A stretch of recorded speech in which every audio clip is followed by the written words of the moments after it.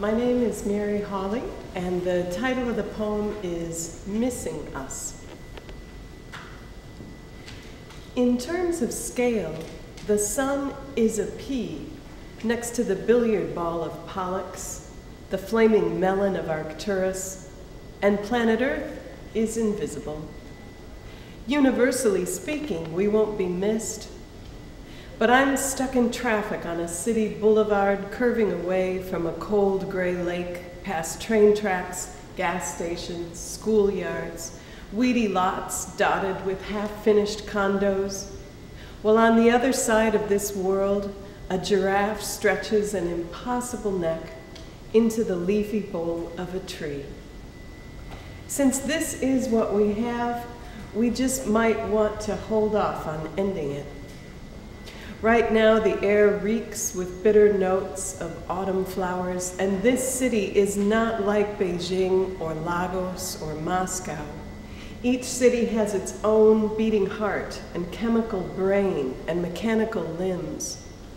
It is not like the ruins of Chan Chan outside Trujillo, Peru, where long ago I languished all one afternoon as the wind blew me a coat of dust and the dreary guide went on and on about the barren plazas of sand that once rang, he said, with music and poetry.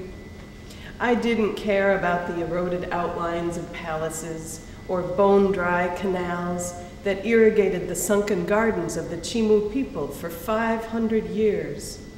What were they to me then?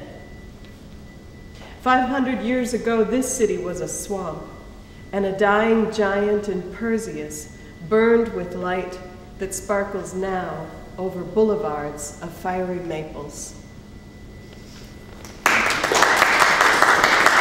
And I know the poem itself sort of changed a lot and it gone some multiple directions. Can you maybe just talk about the composition of the poem a little bit? I worked on this. It was difficult.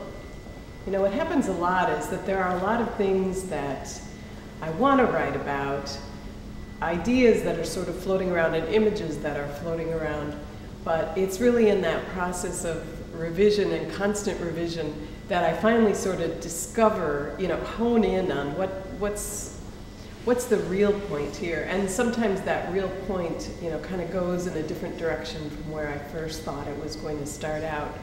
So I really was pushed through the different revisions to kind of get around toward that notion of, well, I think in a way the opening words in terms of scale end up kind of, that's sort of what this poem is about, is it's in terms of scale, whether it's on the galactic scale of, you know, looking at these huge, huge stars that are so much bigger than the sun, or, you know, looking at the scale of your own life and particular moments in your own life where you had one reaction to something that years later you look back at that and you put a different meaning on it, or you experience it differently than you did at that time.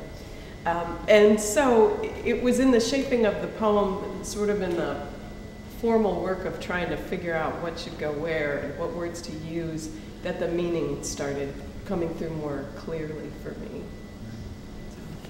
Just as you talk a little bit about the piece as well, I kind of realized that you know, if this is such a strong sustainability message in what you're talking about, it's almost like you could sort of read Ozymandias on one hand and your poem on the other and sort of realize that there is kind of some, maybe it's sublime, maybe it's terrifying, but there is something kind of, you know, there's an important message about sustainability in the way that you're discussing the work and in the way that you read the work. Of responding to that, of recognizing what's critical in where we are right now, in the situation that we're in right now, that it really does affect our future in a very direct way.